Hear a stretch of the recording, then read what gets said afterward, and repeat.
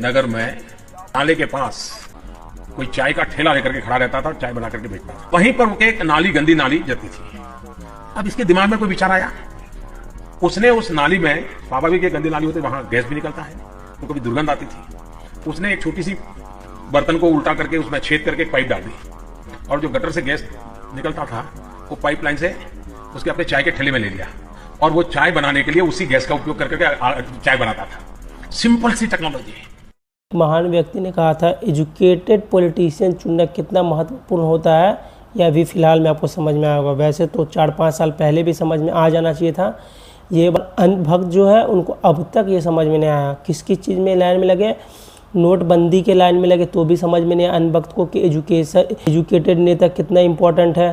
Covid आया उस समय भी नहीं समझ में आया कि एजुकेटेड नेता कितनी ज़रूरी है देश के लिए। और अभी फ़िलहाल में देख लीजिए एलपीजी क्राइसिस आ गए। कितनी मुंबई में कितना रेस्टोरेंट बंद हो गया एलपीजी शॉर्टेज की वजह से, चेन्नई में कितना रेस्टोरेंट बंद हो गया एलपीजी शॉर्टेज की वजह से, बेंगलोर में कितना रेस्टोरेंट बंद हो गया एलपीजी शॉर्टेज से। पर फिर भी अभी तक देख लीजिए प्रधानमंत्री की चुप्पी नहीं टूटी है। वो कहाँ है, वो केरल में जाके भाषण दे रहे हैं, चुनाव कर रहे हैं।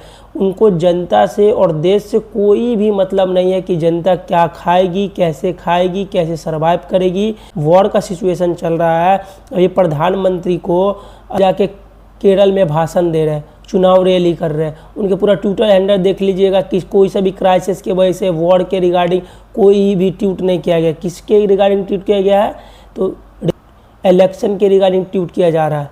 मतलब देश की जनता से उन्हें कोई भी मतलब नहीं है। अभी भी 2 दिन पहले ही देख लिए पेट्रोलियम मिनिस्टर बोले थे कि एलपीजी का शॉर्टेज नहीं हो रहा है, सब कुछ चंगा सी। पर अभी फ़िलहाल में सो कोल्ड देख लीजिएगा तो अभी फिर देख लीजिएगा उनका ही न्यूज़ आ रहा है कि एलपीजी का शॉर्टेज हो सकता है।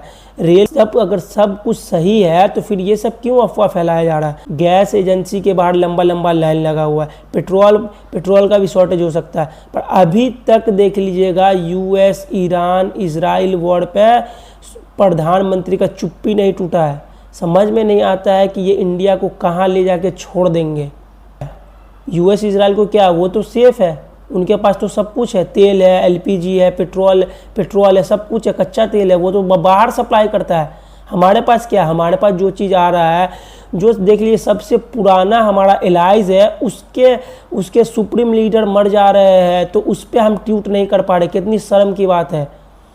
ये पॉलिटिशियन अपने आप को सेफ रखने के लिए पूरे देश को क्राइसिस में डाल के छोड़ेंगे। एजुकेशन बहुत ज़रूरी है, इसीलिए कभी भी आप वोट देने जाए तो ज़रूर देखें कि आप जिसे चुन रहे हैं वो आपकी बात रख सकता है या नहीं रख सकता है।